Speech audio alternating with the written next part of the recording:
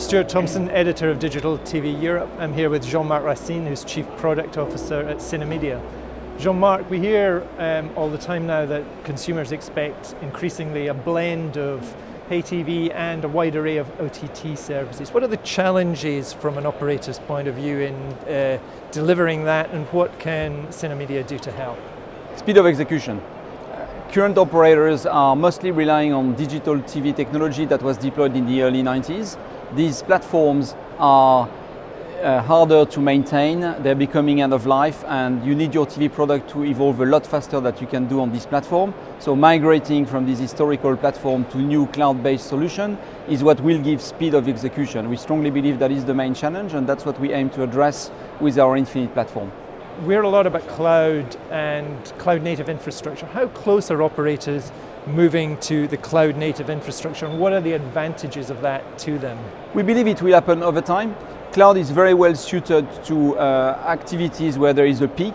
For example, ingesting VOD content, when you get all these assets, you've got a peak of activity in your infrastructure. Cloud is a good answer to that, and this is happening today.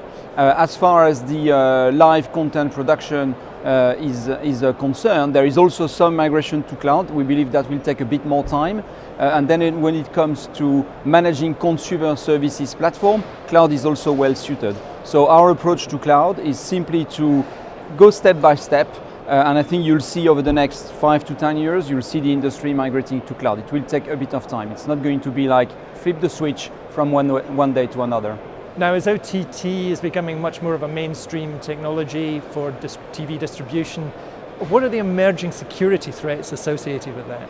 OTT is an interesting technology to distribute content on a broad basis. Of course, when everything is IP, it comes with piracy. And it's talked a lot about the challenge that pay TV is facing. Everybody talks about cost cutting. At Synamedia, we believe that security is also damaging pay TV. It's piracy, but it's also credential sharing. We have a solution to detect if people are sharing their credential. We've tested this with major network operators, and it happens that a lot of consumers are sharing their credentials. So there is a point of what do you do? Once you know that consumers are sharing credentials, do you want to be punitive about it? Do you want to try to upsell them? We see a lot of interest to try to upsell consumers.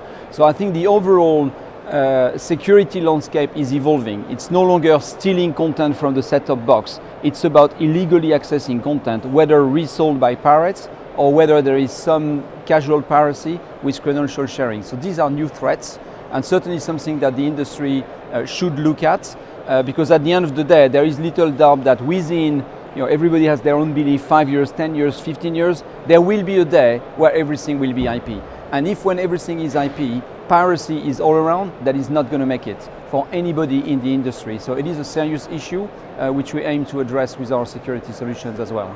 Now, as more and more content is delivered over the top, that includes live content, and latency is obviously an issue there. What solutions are available to enable streaming providers to match the quality and immediacy of broadcast? So it's quality in terms of picture quality combined with latency.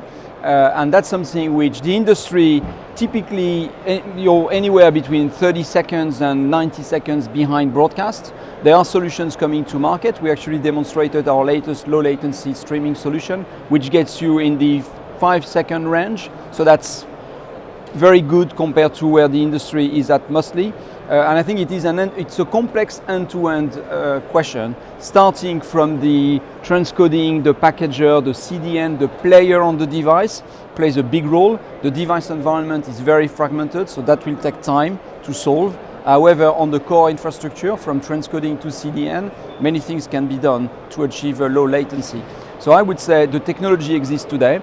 It's a question of deploying this technology and making it available to the popular services. So it will take a bit of time, but the industry is certainly getting there on the latency side of things. As far as quality is concerned, it's all a question of efficiency of compression combined with the available broadband infrastructure. For live television, certainly there are a lot of attempts to do mass live television broadcast over HTTP. It is still challenging. But again, there are huge progress being made to get the industry to the point where you can do on IP what you can do on broadcast.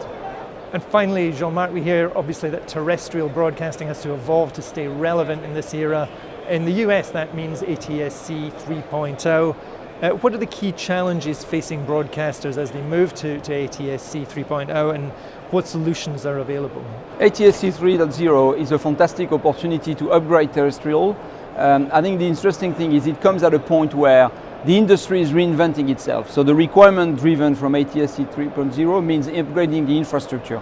It starts with the content preparation. You're going to have to have ATSC 3.0 compliant content video processing solutions. So that's something which Synamedia will aim to provide.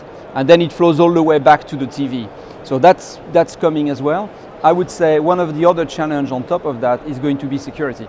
ATSC 3.0 allows you to, of course, to do free-to-air, also allows you to do pay content on top of it. And how will the industry, which is fundamentally a free-to-air industry, embrace the need for security if they are to go into the pay TV content, into the pay content side of things? That is going to be one of the challenges as well.